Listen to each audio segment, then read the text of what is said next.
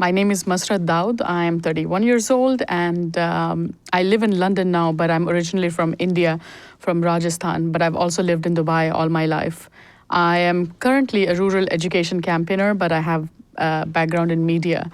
I also founded the 8-Day Academy. I'm very passionate about girls' education and just general education that makes community responsible and good. And that's what I do right now. I'm driven by a social change which makes people good. I fell in love with my husband and I asked him to marry me. So, no, I mean, it was really simple. I told him, I don't have time for drama. And I said, you're 26, no, you're 27 and I'm 26. And, our families are freaking out because we're, going to be the age of our grandparents. So I said, let's just get married. And he said, what the hell, let's get married. We're both looking for the same thing in a marriage. And we got married. And, it's been 3.5 years. We haven't killed each other. So I think we're doing quite well. One of the things that really builds on my psyche is being raised in a sexist village, or with sexist village values rather. To me, it's so important for a man to respect and have that dignity for me. I can't even in a joke handle kind of being treated badly. It's very important to me. So for me, love is really respect. It is giving each other our space, and I mean, I keep telling my husband, I said, it's really a friendship. I said, don't ever try to be a husband.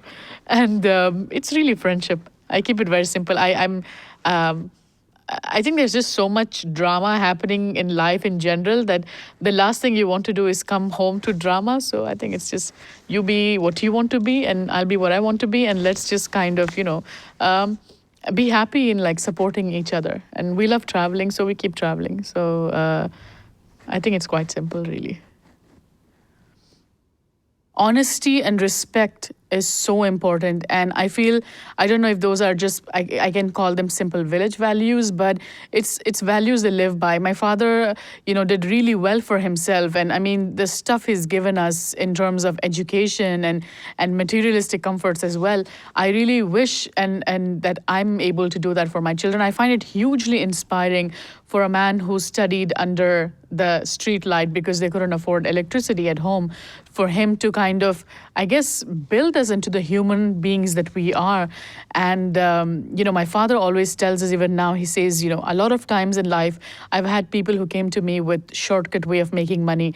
You invest this here and then you're going to have this 10 times and whatever. And he said, I never went for that. He said, every time there is a shortcut, you need to know that it's just, if it's too good to be true, it probably is.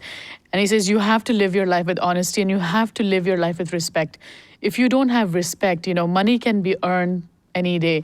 You lose it now, you'll gain it again at some point. But if you lose your respect, it's one of those things you never get back. And these are such important values. And no matter where you go in the world, it's relevant. And it is really what make your character strong and you can exist anywhere.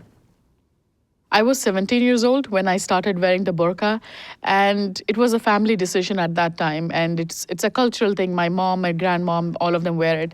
And when my parents told me to start wearing it, I absolutely hated that idea of that I had to wear this. I thought no one's going to be friends with me. But then when I started wearing it, and it made my life really difficult.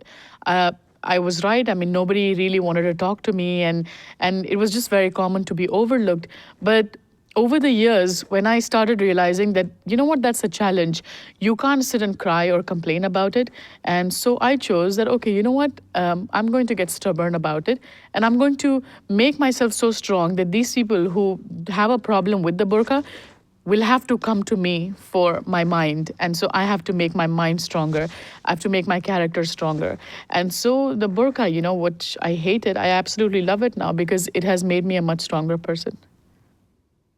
Feeling the presence of God, I feel that there's no singular moment, or it's not like an epiphany that comes to you at some point. I think it's one of those things where,